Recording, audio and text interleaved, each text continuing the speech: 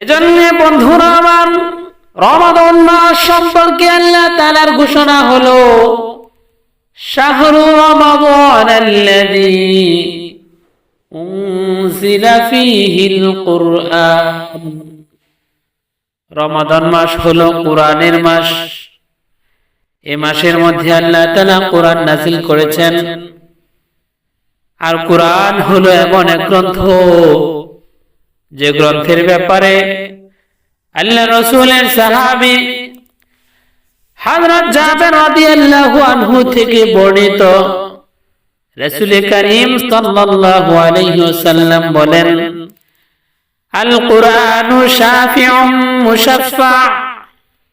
কুরআন হলো এমন এক সুপারিশকারী, যার সুপারিশকে আল্লাহ তাআলা কবুল করবেন, গ্রহণ করবেন।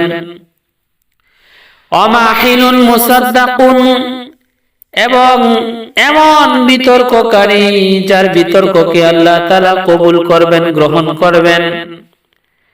মান জাআলাহু আমামাহু, এই কোরআনকে যে ব্যক্তি আগে রাখবে, এই কোরআনকে যে ব্যক্তি নিজের জীবনে বাস্তবায়ন করবে, এই কোরআনকে যে ধারণ করবে, ক্বাদাহু ইলাল জান্নাহ, এই কোরআন তাকে জান্নাতে নিয়ে যাবে।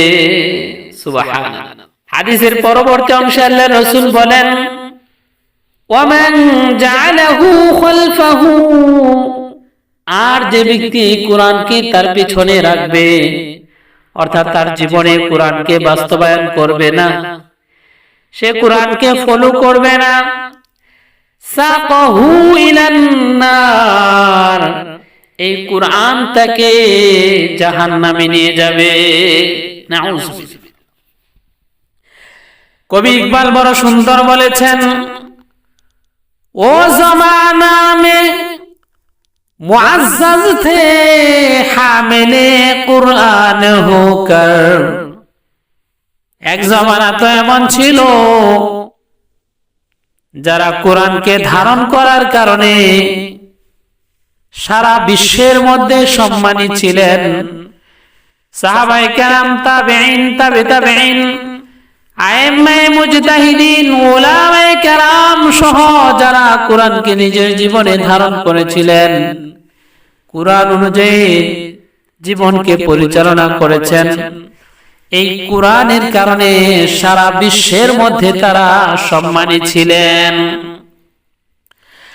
और तुम जलीलो खार हुए तारेके कुरआन होकर। আর আমরা আপনারা বর্তমানে সারা বিশ্বের মধ্যে লাঞ্ছিত বঞ্চিত হয়েছি, লাঞ্ছিত বঞ্চিত হচ্ছি তারেকে কুরআন হোকর, কোরআন ছেড়ে দেওয়ার কারণে।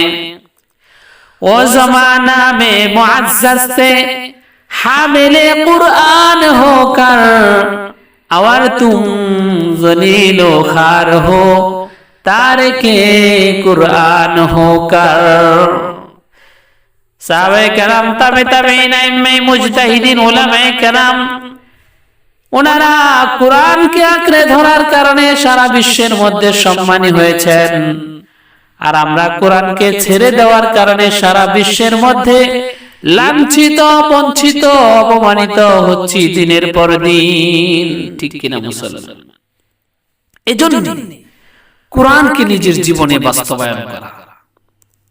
হাদিসে পাকের মধ্যে আসছে, ইন্নাল্লাহা ইয়ারফাউ বিহাযাল কিতাবি আকওয়ামা ওয়া ইয়াদউ বিহি আখারিন। এই কিতাবের দ্বারা, এই কোরআনের দ্বারা আল্লাহ তাআলা এক জাতিকে সম্মানী করেন, আর এই কোরআনের দ্বারাই অন্য জাতি তাদেরকে লাঞ্ছিত করেন। সুতরাং কোরআন যার জীবনে বাস্তবায়ন হবে, সে সারা বিশ্বের মধ্যে সম্মানী হবে।